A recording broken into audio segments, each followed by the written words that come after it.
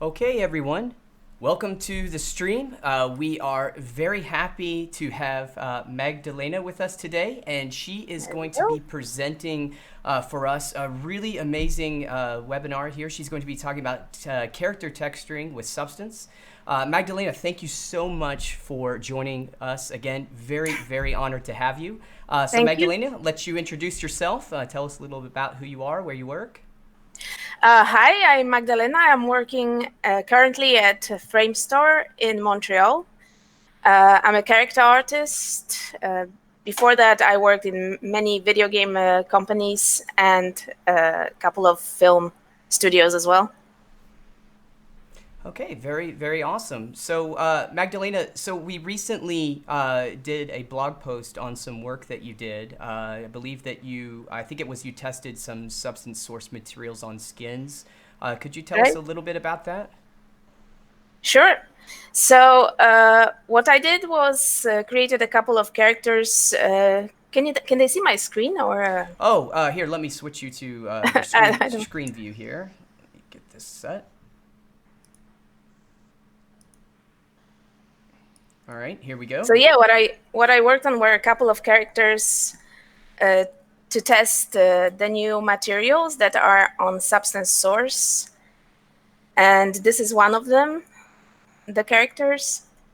So basically, I just did the entire face texture on both of them and played around with the materials to see what I can use them for. And the idea was to make something fairly subtle and not too extreme.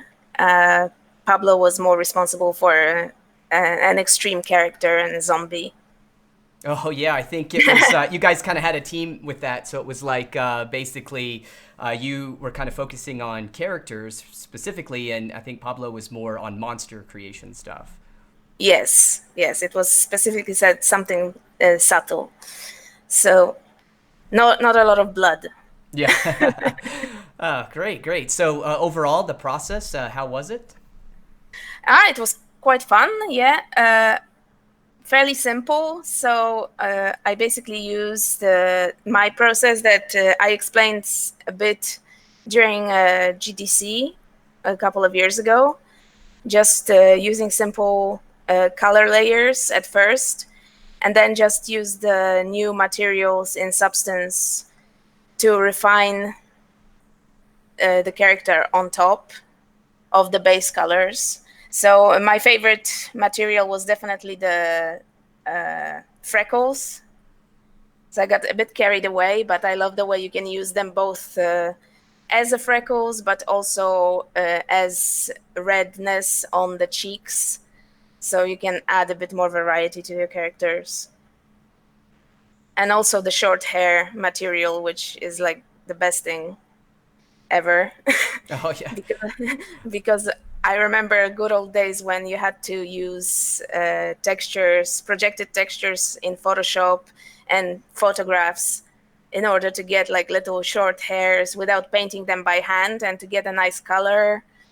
And right now it's basically just a 1 minute job. Oh, so it's too So easy now, that's right? great. Yeah, Yeah. I'm all for easy. Yeah. So for everyone listening, in case you're not aware, we did a blog post write up on everything that Magdalena is discussing now. So my coworker Maureen is here with me tonight as well. So she'll probably post the link into the YouTube chat. Also, as Magdalena had mentioned, the materials that she's gonna be using throughout the stream tonight, those are all available on Substance Source as well. So if you have Substance Source subscription, they're all there. So for tonight, Magdalena, I think what you have set here for us is just kind of a walkthrough of just one of your projects. Is that right? Yeah, definitely. But if anybody has any questions all the time, like when I'm showing things, just go ahead and ask them. I'll be happy to answer anything. Oh yeah, that's perfect. That's great. Yes, Marine and I are monitoring the chat. So again, when you guys have questions, just ask them, and we'll pitch them out there right away. And as a matter of fact, I have one question for you now.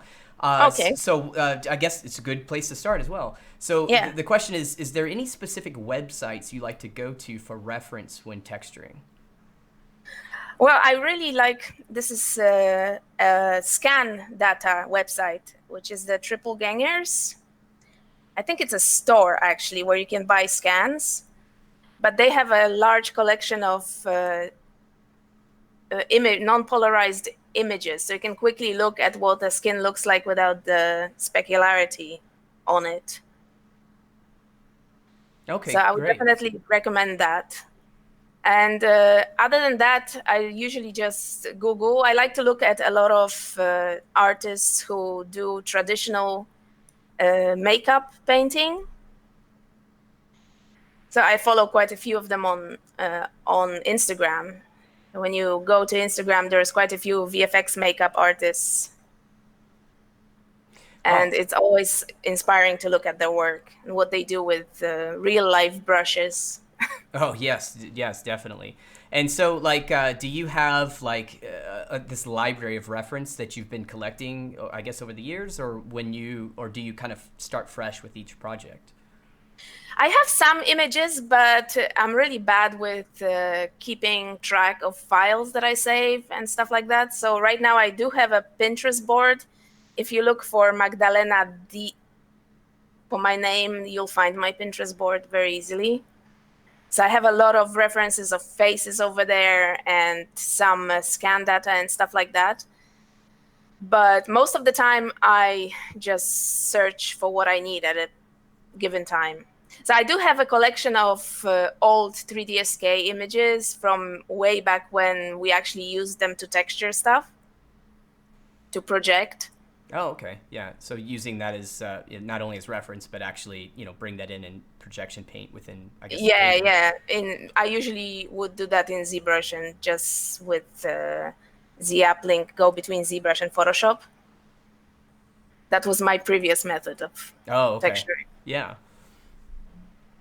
Okay, well, yeah, I'll let you get to it. Just kind of walk us through this project here, and like I said, I'll be monitoring some of these questions that are coming in. Okay. One other thing I wanted to mention is if somebody is interested, look for RBX imaging, which is images used by like dermatologists, and they'll give you. I don't know if you can see my reference Uh, board yeah, yeah, I that I think we have. should Yeah. see it. Yes. And those images are pretty cool because they show you exactly where redness is on the face and where the brown spots are, which is like a UV, how it's damaged the skin is. Oh, So wow. Yeah. you can use them. Basically, the redness, it shows you exactly where to put the red color on your face when you're painting it. It's definitely easier for Caucasian skin. In black skin, it's really hard to find any images with darker skin tone, but with darker skin tone, you usually have redness, but you won't see it as much on the surface. So you wouldn't even really need it that much. But with Caucasian skin, that's definitely very good reference, I think. Yeah, that is awesome. That's a great idea. Yeah. And there's also like I have a dermoscopy image here, which is not very pretty and appetizing, but it's also shows you the little veins on the skin. And yeah, like some images of the skin in close up. So you can see a lot of variation in color. And right now, with the materials actually that you can find on Substance Source, I can just show you that the great thing is you can make those little spots like super fast. You have white dots here, which you can find a material which is called milia. And you basically just, if I create a new material here and just search I have a little shelf here called skin with the materials that are downloaded.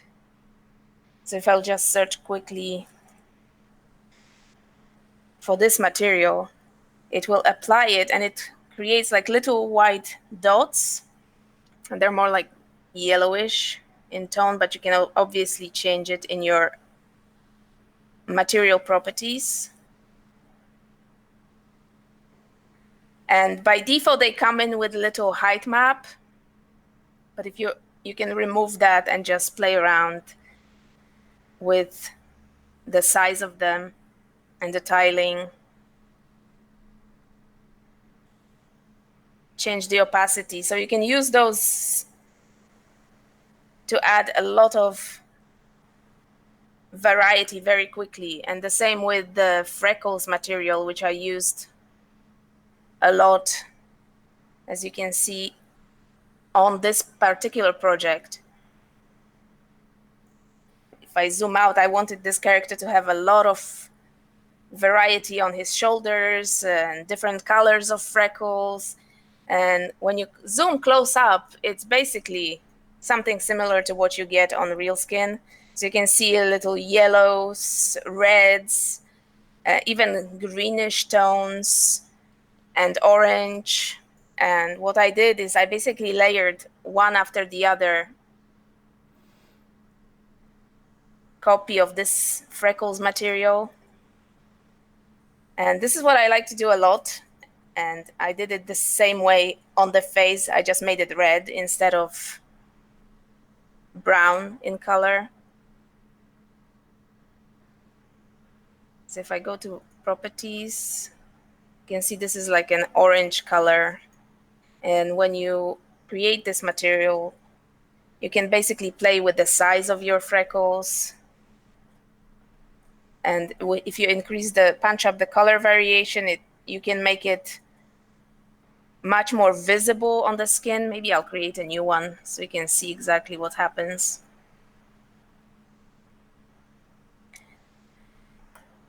So I'll just choose freckles.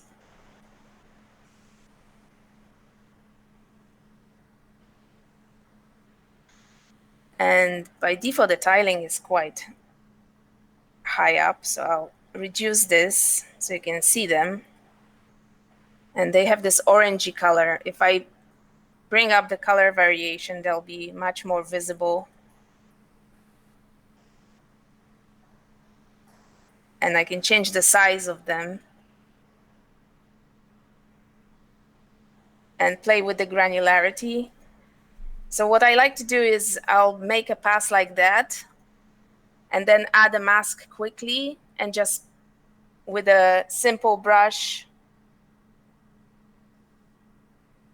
And I usually use the dirt brush, the dirt one, because it's also very uneven, so it gives me additional uneven effects, and I can just paint in where I want this. And what I do is then duplicate this material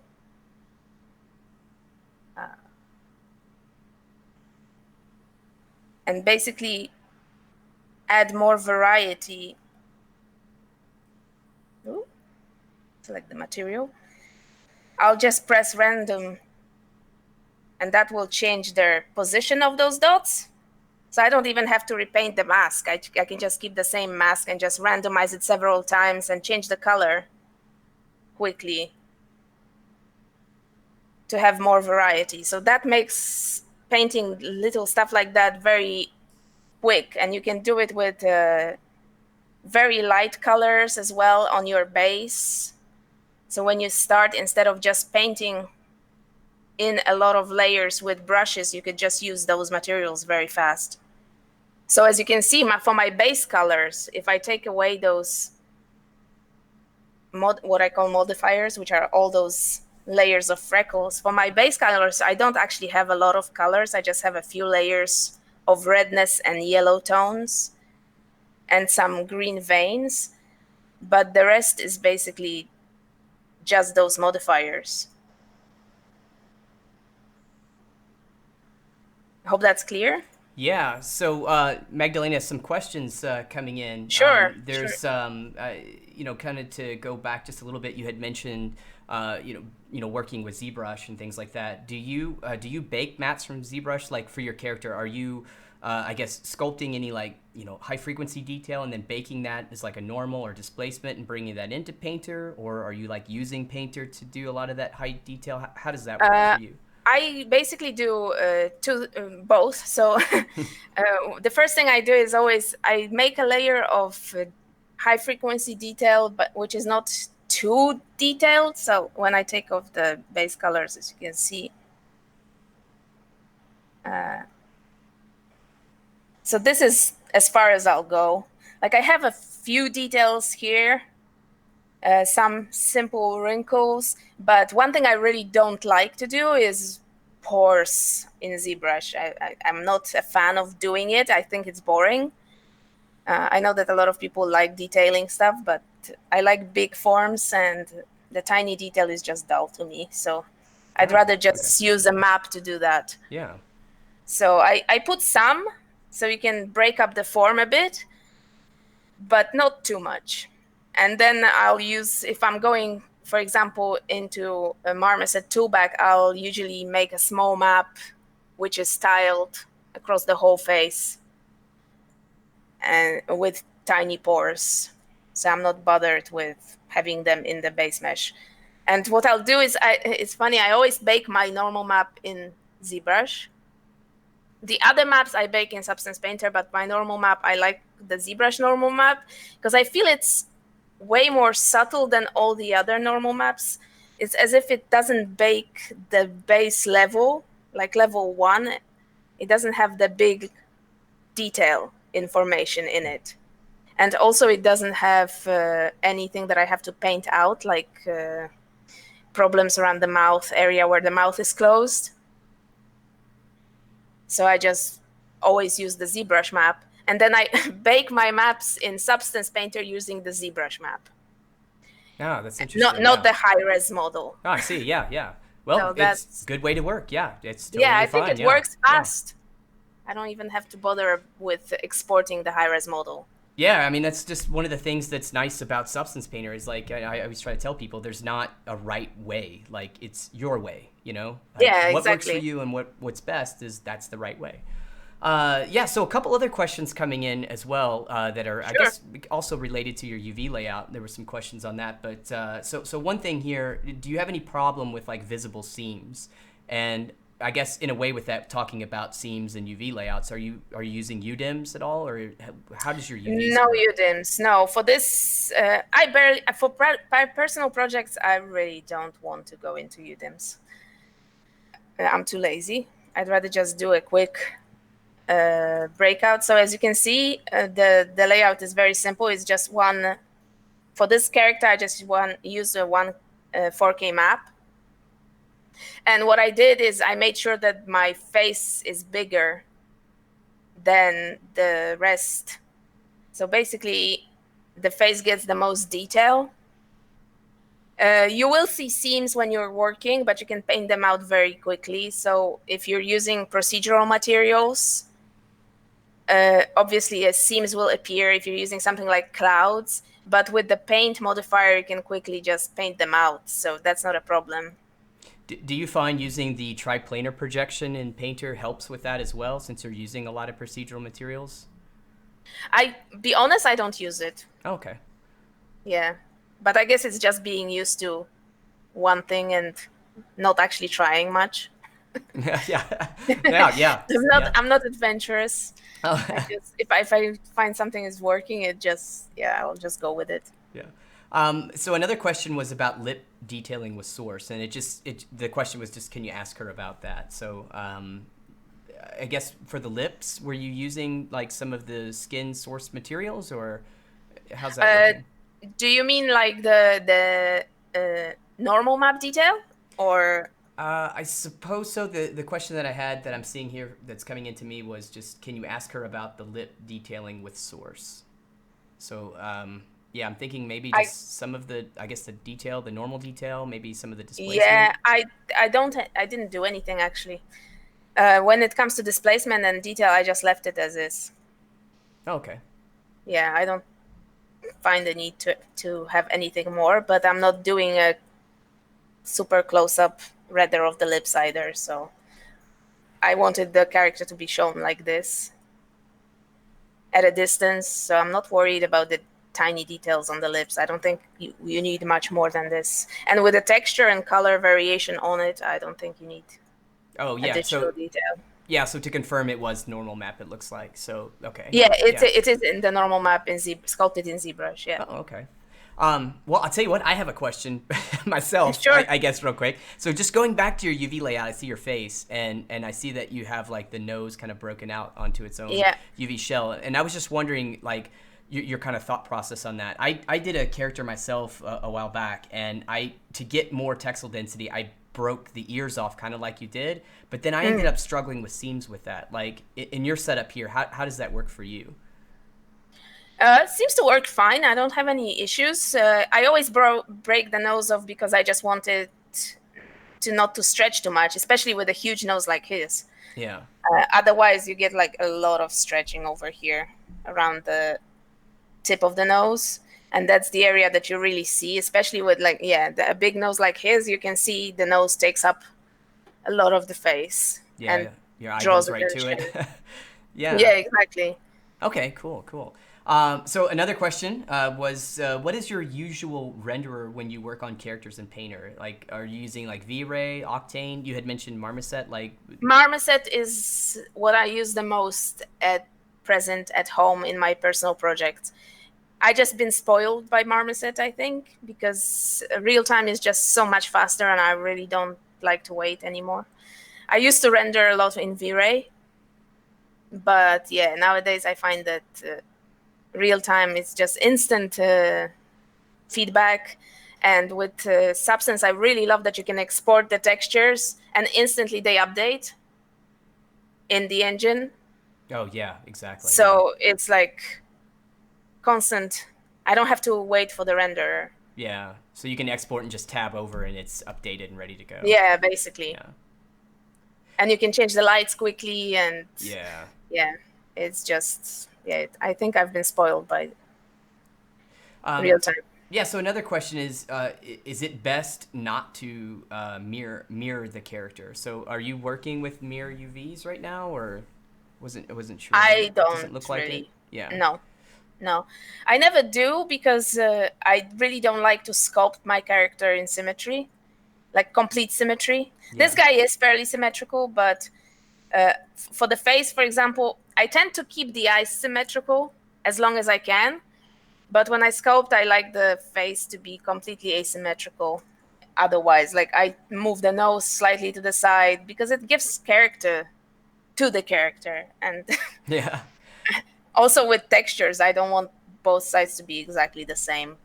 But obviously for production, as much as you can optimize things, it's I don't see anything bad about it. As long as you can't tell that it's exactly identical everywhere, like maybe move the mesh then slightly around so it doesn't look exactly the same. Oh yeah, I But I see. don't think it's a bad thing. And sometimes you can also cheat, like one character I remember I did was had a skirt, a long dress, and instead of symmetrizing it left to right, I just symmetrized it front to back. So it's a bit trickier to get the wrinkles on the dress to look good, but you can still have that way the whole front to be one texture, and then the back will be exactly the same as the front. So yeah, you can play around with it. So yeah, a couple of questions that were also coming in, and you've kind of been covering this so far, but just kind of overall talking about your workflow. And so I guess could you just list some of the, I guess the overall apps you're using? Like you had mentioned Marmoset for your renderer. Sure. So ZBrush is the main thing. I also use Photoshop for like painting things over quickly just to check how things work. I sometimes still do go between ZAppLink and ZBrush and Photoshop if I want a quick projection in ZBrush or something like that, although I'll use Spotlight as well. And yeah, ZBrush, Photoshop, Substance Painter, and Marmoset Toolbag are my favorite team. Okay. Try not to use any like regular Maya or anything like that in personal projects because yeah, it gets too technical. At work, I constantly have to use it, so it's fun not to have to. Yeah. But yeah, because you're wanting to use, what's, like you said, it's your personal project. You don't want it to Yeah, be work anymore. Exactly. You want it to be fun and not Yeah. tedious. Perfect. Yeah, great. So, yes, one of the other questions I meant to kind of get back to from earlier was just, do you have any advice for someone who's just a beginner, someone who's just starting out, who's looking at what you're doing and thinking, "Wow, this is amazing. I don't think I could ever get to that level." I mean, like, did you ever feel that way yourself? Of course. Yeah.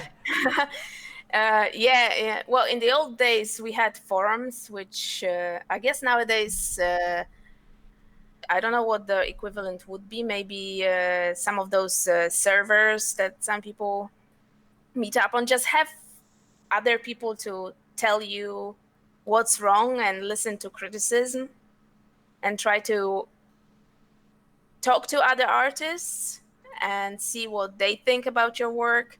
It's hard to get feedback these days, I find. If you're just posting on Instagram or something like that, then you'll just usually just get cool and people hoping to that you'll go back to their website or their page and return the compliment. But I think Polycount is one of the forums that are still fairly full of people who are honest. And yeah, just keep doing what you want to do. Like, figure out what it is that you like and keep doing it over and over. And if fan art is what you love doing at first, just do that, or look at what the artists that you love do and just try to figure out how to do that. But I definitely recommend having a project that you can do from beginning to end. And that way you'll learn faster, especially if you want to learn how to texture and render, etc. Just pick a character concept and yeah, make a character from beginning to end. And it's not going to be amazing at first, but with time you'll improve. And doesn't have to be a whole character, like from head to foot. You can just do a head or even a hand or something small. Yeah, I think yeah, even for myself, I one of the things that I struggle with all this as well, and so one of the things is like I look at other people's work and feel like, oh, I'm terrible, I should quit, and so like what I'm kind of getting to with myself is that just don't worry about if you're good or not, just have fun. Is it? I mean, that's what it is. Are you Yeah, happy? Are you having fun? Is it entertaining? Is it? That's all that matters. You don't have to yeah, worry so much. definitely. Oh, I'm terrible. I'm good. Those things just get in the way, I think.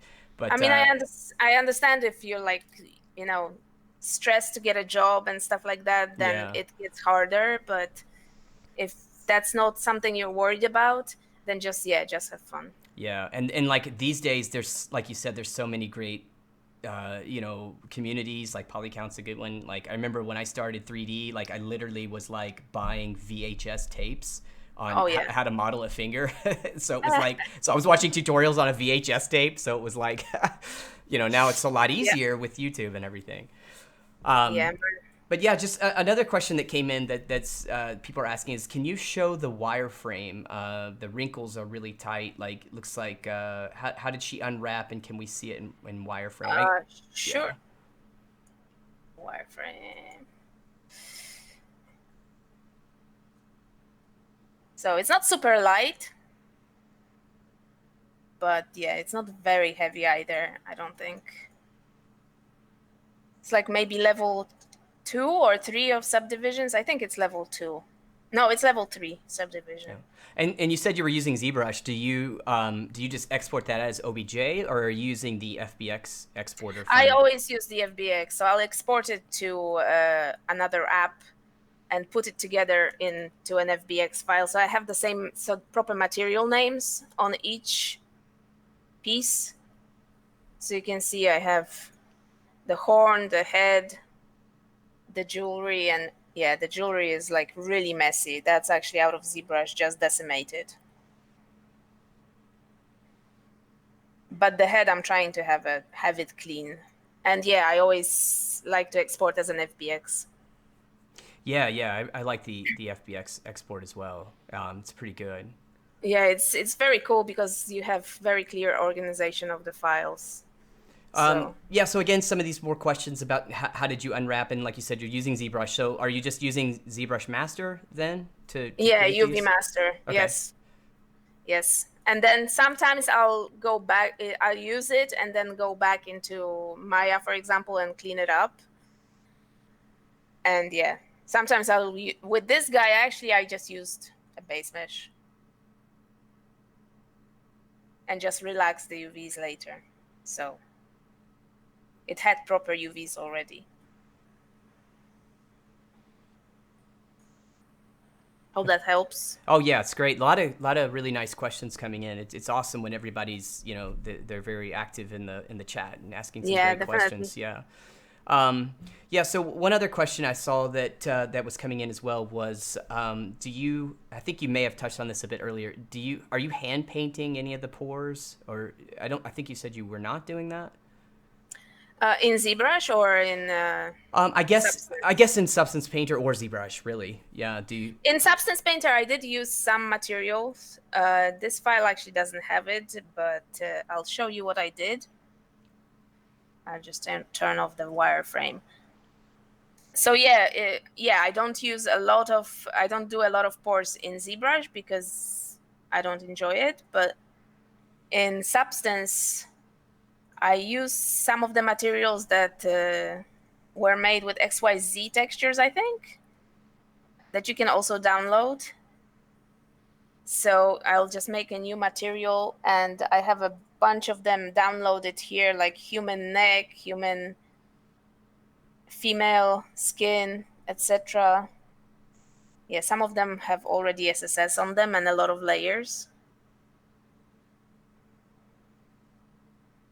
But for example, let's take this male,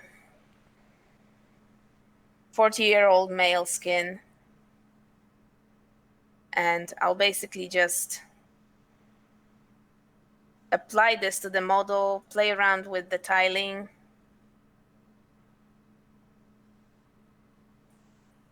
And paint a mask of where I want it to go. And that's it. And I don't use any color. So I'll just worry about the height. Yeah, and these are the texturing XYZ scans that you can download Yes. from source, I think. So there's several different ones which are pretty cool, and they have quite a lot of detail. And yeah, another thing is I just take a simple plane with UVs on it and choose one of those materials and make a little normal map out of that and export it out of Substance into the engine and use that as a tile normal on top of the regular normal map. Oh, yeah, you had mentioned that earlier in Marmoset, like a detail normal map or Yeah, something that you detail just taught. normal. Yeah, Okay. exactly. Okay, cool. And I think that breaks up the surface quite enough. And yeah, that's all I do. Oh, here's this one's. This is a good question. Several people are asking, what's the character's name? Does he have a name? No. No name? Oh. I never think of names of things. Yeah, that's something I'm really bad. People always ask me about names. Like, I don't know. Never even thought about it. That's funny. Yeah, you'll have to start thinking of names. I always like to name characters, but I always name them something really like boring, like just, Philip? yeah, just like that, or yeah, Charles or something. Not that those are bad names, but just saying Yeah, it's not exactly. like, Nothing against Philip. yeah, it's Sorry. not like a superhero name or anything, that you would think of for a character. I like to just say, hey, this is Bob, or stuff like that. It's kind of fun. Yeah, I always feel like, oh, I need to now figure out a name that goes with fantasy characters. I don't know, pick up Tolkien or something and find some. Yeah. I never can pronounce any of those cool. names, anyways. Exactly. No, I haven't thought about a name. I'm sorry. Yeah, someone posted in the chat, this looks like a Gordon. There's a good Gordon name. is Yeah, good. there's a good Yes, name Gordon. for you. Yeah, perfect. Yeah. It's funny because a lot of people actually figured out whose references I was using to model this guy. Yeah. So the Punisher. Yeah. Oh, I'm sorry. Yeah, I was looking at your layer stack, and I see, you have a lot of, of these different colors and things. Yes. Like, are these representing like the different temperature zones of the face? Like, how do you go about, solving that? Yeah, basically, I always start with a simple base color, which is always like around the middle value and saturation. So this is orangey color for this sort of skin. And then I keep adding like red tones. As you can see, I'll go to the texture view. So just a lot of red layers and yellow. So before I added yellow, it was really orange. So when you're looking at references of humans, you have yellow mainly where the bones show. So like the top of the head, the skull, the top of the nose, and also here where the cartilage will be seen in the ears. So I always put some yellow in there, and around his chin where there will be a more desaturated area, usually on a male, since he's gonna shave, and later on I'll add also hair on top of that. And yeah, I wanted the chest to be slightly lighter, so I added some yellow on top of the chest. And the way I do it is I just make a layer of the color that I like. And you can pick with Substance Painter. That the cool thing is you can just use your picker and pick from like reference images that are outside Substance, which is the best thing ever. Yeah, I like that color picker, and I Oh my know. god. Well, we're supposed to be reworking that because I do what you're doing there too, and I technically think that it's not designed to do that. You know, Oh no, don't yeah, don't don't touch it. no, touch it. It's fine. Yeah, I mean it works, but I think what it's doing is, and maybe I'm wrong. Probably some guys from the painter team are gonna kill me after this, but I think it's like supposed to be like selecting from like a full material sample. But yeah, I use it just like you're Okay. talking about as well. I just use it as Oh, I love to use it like that. yeah, and it seems to work in that case. So, but I think eventually they're definitely gonna rework that whole color palette system. It definitely needs it. Well, I hope they don't get rid of that No, they'll make it better. Yeah. because it's really useful. Yeah. Makes life so much easier. Yeah, and Yeah. I just add a black mask on top of this and choose a brush, simple brush. I usually use the dirt one because it has a nice breakup, and change the opacity of my stroke and the flow slightly so it's not too harsh, and just paint in white on top. So when I paint in white, it just applies the color that I chose, which is this yellow. Let's Oh, make it orange yeah. so you can see it. Yeah. And that's basically the process. So I just keep layering them like reds, yellows, some brown, as you can see. And you can also use your ambient occlusion. For example, if I make a new material, change the color to like, let's say this crazy red, and I'll add a bitmap mask. And if you baked your base maps in Substance, you'll have your ambient occlusion map here. And I'll just add levels to that and invert it so it only appears in the areas which are occluded by the ambient occlusion map. So now that the redness, you can tone it down slightly, and it instantly adds depth to the ears, to the nose. And also to add additional layer of detail, I always use the additional map, which is the curvature, which is baked also by Substance Painter. And that map, I use it quite a lot. So if I make this color, again, something super bright, and add a bitmap mask from my curvature,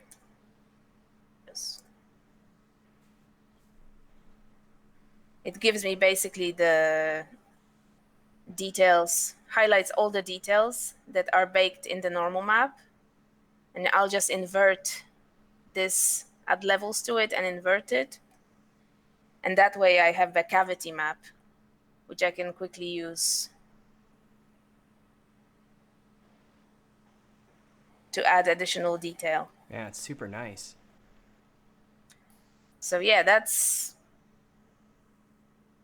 gives you instant lift to the texture. So even if you have like just a few base colors, that's it. And oh, I always paint the veins using like a simple fur soft white brush, which gives me a nice blurry texture. And I'll just paint them like very bright green, something greenish bluish tone. Add the black mask on top of that. And I'll just do this. I'm not worried about like how harsh it looks or anything, because you can just tone it down later. And the veins always run like down the forehead, always around the side of the nose and around the temple. And try to break them up slightly so they're not like straight lines, because they usually are at different depths under the skin. So they sort of go in and out. And you always have some down the neck and here to the arm, and then you can just tone it down. So it looks way cooler when you tone it down. But yeah, it's a very simple process. Just keep adding layers like that, one on top of the other. So brighter yellow around where he's shaved, and then I would use one of those new materials on top when I make a new material, and again go to the skin one's short hair. No, it's not short hair, it's shaved hair.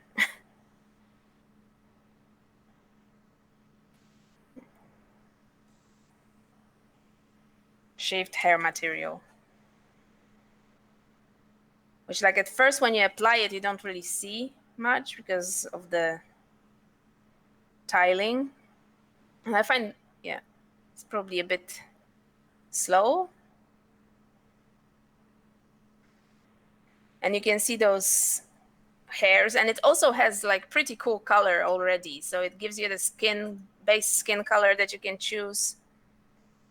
So you can adjust it to the color that you have, for example, already in your skin with the picker. And then it has this nice green color. You can make it a bit more blue or whatever you want, and change the length of the hair. So I like to make it like very short.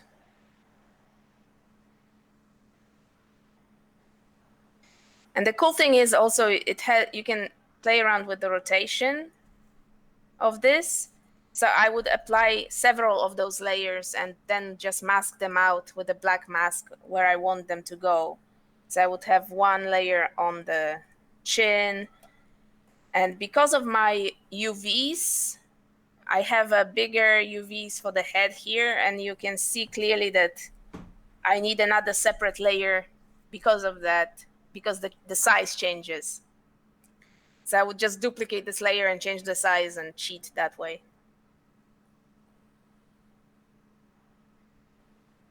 So, Magdalena, one of the other questions that have been coming in was in regards to subsurface scattering. Like, how are you handling that? Are you using are you creating like specific subsurface layers that you then use in Marmoset, or? I always create a scattering map, and I use Substance to do that. So I'll show you how to do that. It's fairly simple. So what I'll do is I'll make a new folder here for scattering and make a black layer, which is the base. So what I want is I want the scatter to appear everywhere where it's white in the Marmoset, and everywhere that's black, I don't want any scattering at all. So I'll just isolate this head. So get rid of everything else. So I create a black layer and then create a white one.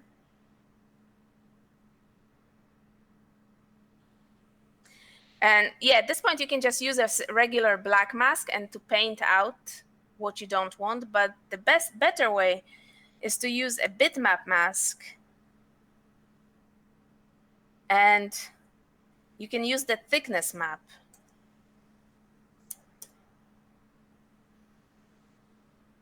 That you get out of substance. So what you get is this, and obviously you want it to be the other way around. So you want the ears to be white because that's where you want the scattering to appear.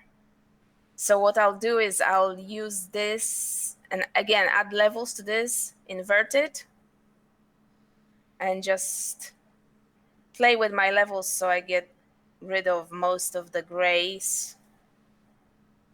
And as you can see, some of it still has to be painted out. Like I kind of like the fall off to be a bit less harsh. Let's say this is cool. I'll add a paint on top of this and go to my brushes and just select a simple soft brush and paint in symmetry. So life is a bit easier. And yeah, I'll just paint in black. And just to be sure that I'm painting everything out, I don't have to turn around the character all the time.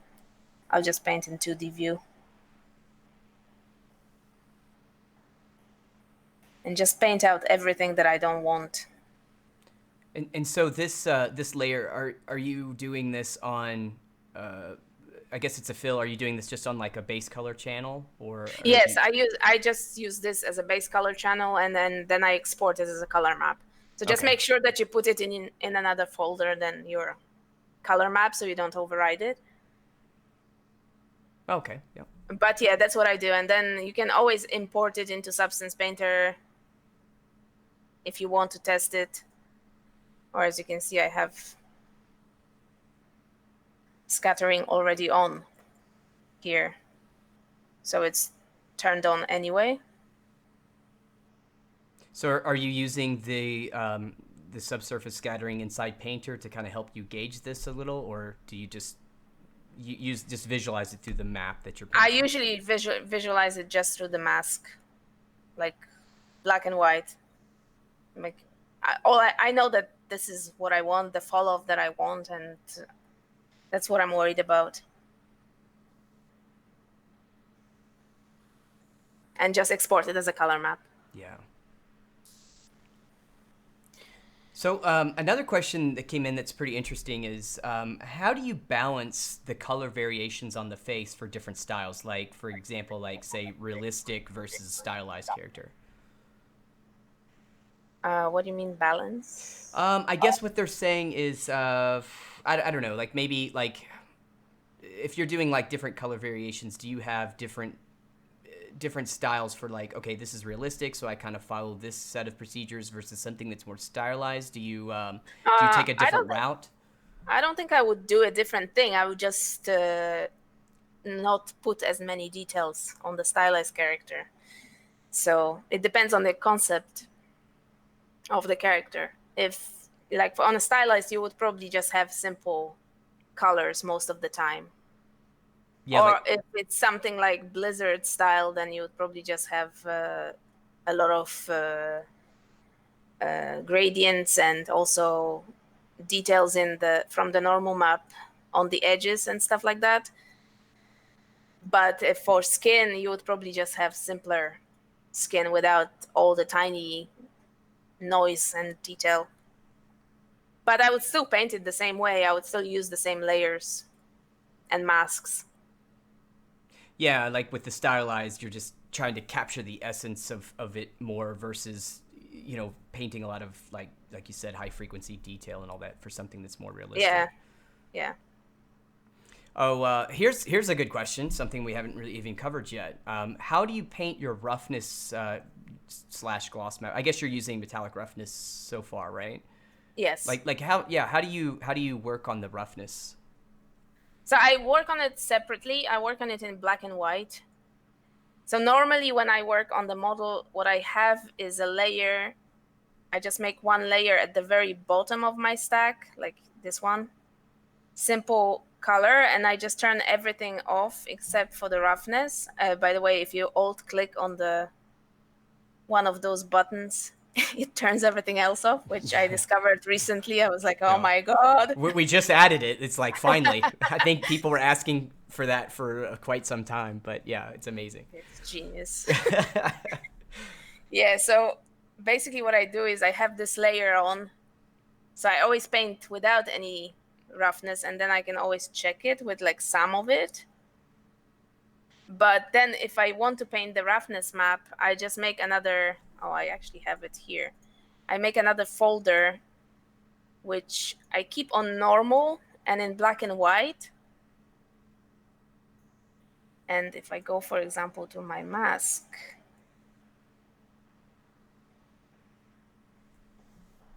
see,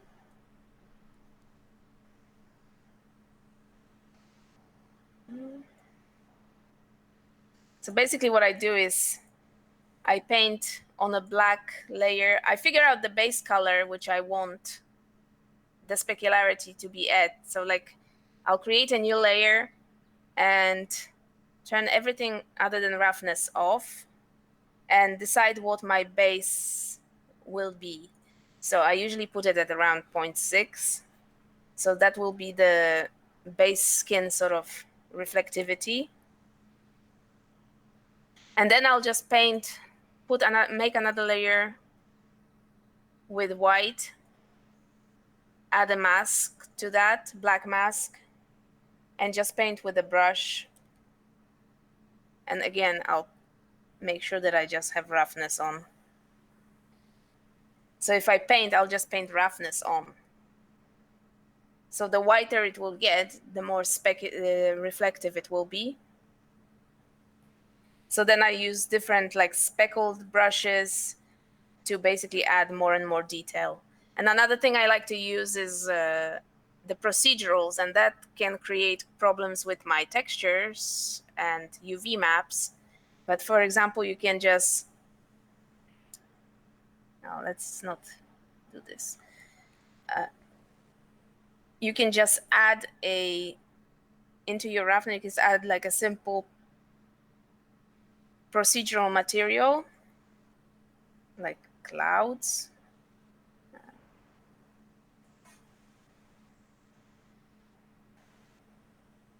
So you can see it gives you instantly like cloud detail. And you can also add it onto your mask instead of the layer. So for example, I'll put the roughness on the layer very high, like make it very shiny.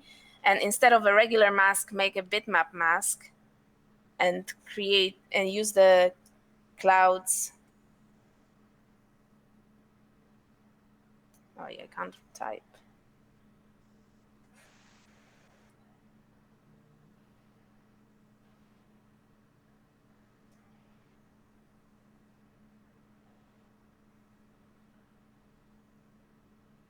Oh, of course, I didn't make a mask.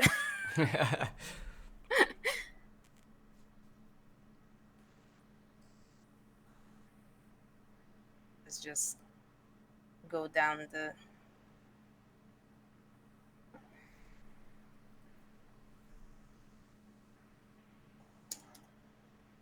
I don't know why I can't find it.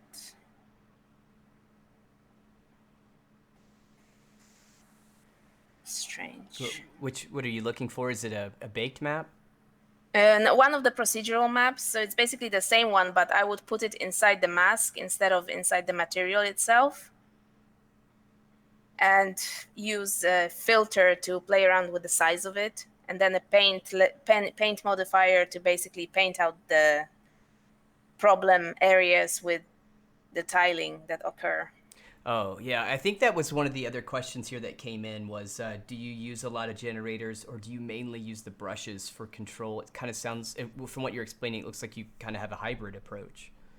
Yeah, I use both. I don't think I use that many generators or filters. I prefer to just paint things by hand with brushes. But I'll use like blur, for example, or hue and saturation. Or there is a transform one, which allows you to tile things some more. Like a transform filter on your mask. You can add a filter, transform, and then it basically lets you tile things way more than the default tiling that you have in the material. Oh, okay. But yeah, the thing I use most is levels here and paint, and generators not that much. I'd rather use the brushes with a regular black and white mask. So yeah, for the specular map, I'll just paint it this way. And sometimes you can copy your layers from the color. So if you have a color map and you like some spots that you made and you want them to be less shiny, you can just copy layer and change the color into black and white. And at the end, when I'm happy with this, I can just put my whole folder, the spec folder, on screen and export it with all the other maps. So that way it will export as a spec map or reflectivity.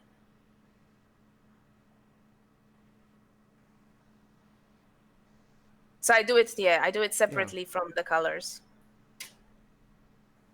So another question that came in, just kind of more general, but are there any common mistakes that you see artists make when they create skin? Any like another way to rephrase that would be, are there any like kind of common pitfalls that you could say we should avoid or something like that? I think maybe the biggest thing is probably lack of color variation.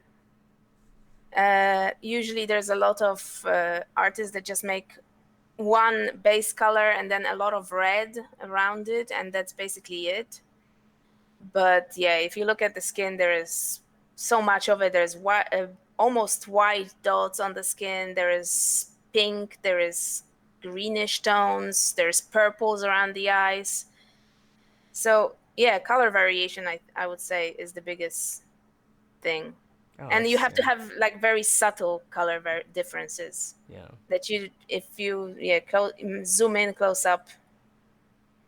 And even in black skin, which seems very flat, like it it's still very varied, and they have a lot of tonal differences. So yeah, definitely. Yeah, and yeah, that's a really good point. I mean, when you think, skin made up of the different layers, and yeah, there's so much going on underneath that, the Yeah, first layer of exactly. skin that, yeah, I mean, there's lots of details. And lots of little breakups, little Yeah. veins, little squiggles. You can just use squiggly lines, or yeah, in Substance there is this awesome cracks brush, which gives you like a really nice effect of little veins very quickly.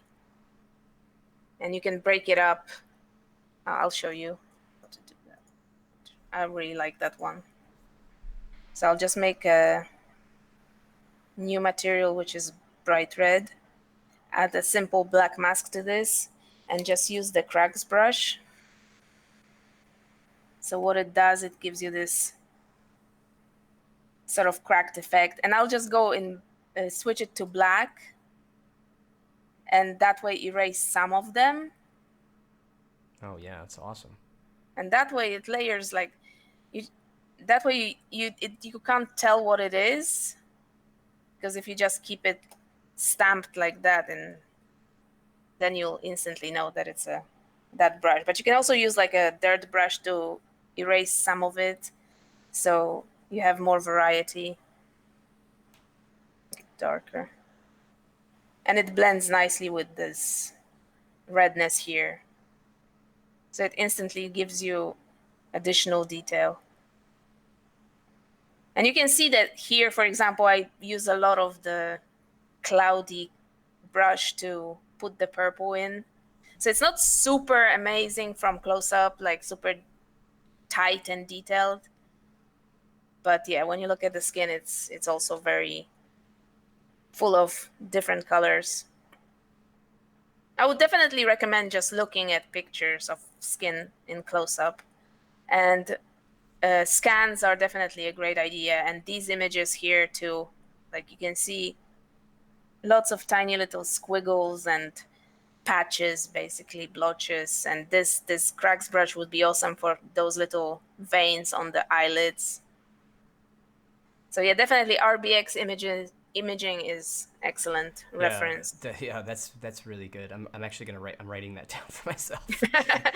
Yeah, and it gives you also the brown layer, like, so you can see on this face, and you can see that what her face really looks like. She has a lot of freckles, but when you look at it in this light, it's just so much more that is very subtle. Like, it is there, but Yeah, it's subtle. Yeah. you It's, can go to town. You can go really hard on. That's the beauty with the Substance Painter. You can go hard with a layer like this and then just tone down the opacity quickly, and it's there, but it blends with the rest, so it's subtle. You can layer up things very quickly this way. And you can see on the lips, I also use the some of the normal map for the detail. And try to break things up, like break up the lines, so it's never like a straight line everywhere. Yeah, hope that helps. oh yeah. So another question. This one is: what is the most difficult process of creating, painting characters in Substance Painter? I guess I would say yeah, it's probably nothing. It's an actually perfect, so we could probably move on from that question. No, I'm just kidding. I'm totally kidding. No, no. The team loves to hear feedback like this, so we would definitely just absolutely love to hear what you think needs improvement, where we could make things Projection. better. Projection, yes. That was one of the questions someone asked. I forgot to get to, but yeah. So when you say that, can you detail what do you mean by that projection? Well, I would like sorry, I would like to be able to distort my image that I'm projecting. Yeah, like similar to Mari, right? Like Mari, yeah. exactly, yeah. Okay. Or Photoshop, yeah. Yeah. So basically be able to just modify it on the go, so I'm not restricted to one size of an image Yeah, that's or that's square something. image. Yeah, that's a great feedback, and I know that that's been asked for as well from lots of different users. So I know that's something the team's looking at as well. Yeah, that's I think that would especially for stuff like, for example, if under the hair cards you want to have some hair texture, it's way easier to just project a hair texture than try to paint it by hand. That's no cool. I mean, you can do things in Substance, definitely, and there is like hairlines and all sorts of brushes that you can also create, probably your own. But yeah, that would be way faster to just quickly modify it and move it around. Yeah, yeah. Yeah, that's a big ask that I've seen, like because we have like the projection tool, but I would say the way it's implemented now is pretty basic. So like you Yeah, said, like people are wanting to be able to take that texture projection and just like you said, distort it so that you can get exactly what you want before you're yeah, hitting your it's stroke. great for like decals, and you can use it for like straight on projection for eye if you want an eye texture quickly on an eyeball. But yeah, definitely. So another question here: are there areas you tend to ignore adding detail to? If I don't see anything, like yeah, if you don't see part of a model, like I never put any detail onto it, or I know I'm not gonna render much of it. Like you can see, the back of him is just slapped a little bit of color, but I didn't really bother with too much detail because I knew that I won't show his back much. Yeah, yeah. So it depends on the like how you're going to present your character. If you want a nice camera shot from the front only, or if you're going to do a turntable, then yeah, you have to texture everything. But inside the clothes or something like that, no, not unless you see it. Yeah, I mean, what's the point if no Yeah, one's gonna see it? exactly. Yeah, you can. There's more areas to spend time on. Yeah, definitely. Yeah. So we're just a bit past an hour here. Typically, we can start to wrap things up unless there's anything more specific you would like to share. Also, kind of looking for any closing questions here. I guess one of them was, do you use Substance Designer? I guess, hold on, do you use much Designer for character art? Maybe tell me Uh, about Substance Designer. I'm not really great at substance design. I used it a bit to create alphas for myself in ZBrush. So I just use it Yeah. to make black and white images for use inside ZBrush, but I haven't used it really for texturing, although I know it is becoming more widely used with like materials with multiple slots, and you can just, for example, use one material for jeans and one material for the dirt on top of it and stuff like that. So I guess in games it will be used more with time. Yeah. But yeah, I don't really use it that much, and right now I'm not even working in games. So yeah, for my personal projects I haven't used it Hmm. other than alpha. Yeah, so here's this is a question I think we can probably start to wrap up on would be, and we kind of talked about it a little at the very beginning, but maybe it's a good thing, like I said, to wrap up on is talking more about what's your advice for beginners, and the question's more specific, like do you start like it says like old school the way it used to be, or start learning Substance, and I'm thinking that means more of like um, do you what is your take on the value of traditional, I guess, art skills, traditional like drawing, painting type skills? uh, how do you feel about that? Like, is it good to focus on that to begin with and then Oh, kind of move more into digital? Like, what's your thought? I would definitely focus on it because it's always transferable. Yeah. uh, I haven't focused on it for many years, and I feel the pain sometimes. So definitely, and with Substance Painter, it's very useful to know how to paint in real life, or at least like even with character modeling. If you can draw at least basic things, it's definitely useful. Yeah, definitely. If you have time, if you're young, definitely concentrate on basic skills. They're always useful and always transferable. And software is just a tool. Yeah. It's like a pencil. So in the end, it's about the basic knowledge. Yeah, that's very, very well said. Yeah, the software is just a tool. I mean, it's the art and the skill that really matters. Yeah, and it changes so much. Like all the time, there is new software that you have to learn in production, and it will take you a week or 2 weeks to learn the software. But if you don't know what you want to do with it, then no, nobody's going to hire you anyway. All right. Well, so okay, this is a question I like to kind of close out with. Always when I Sure. talk to professionals such as yourself, it's something that I always struggle with. Is how do you? I guess the question is, do you ever have trouble starting a project? Like here's the scenario that I have. Like I'll start a project and I'll get into it and I'll be like, this sucks, I'm terrible, and I throw it away, and then I'll try to, this is terrible, and I get like that. I just sometimes I have such a trouble starting. Like, do Yeah. you have that? I mean, like, Oh, sure. you know? Yeah. Well, I have several problems. Like one of the biggest ones is I just overthink things. So I'll download a lot of references, and then I start thinking about something and complicating it in my mind.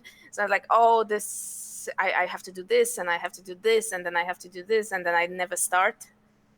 So the best thing is just not to think too much about it and just start. Then it flows. Or sometimes it doesn't flow, and if I'm not into something, I have a graveyard full of unfinished projects on my drive.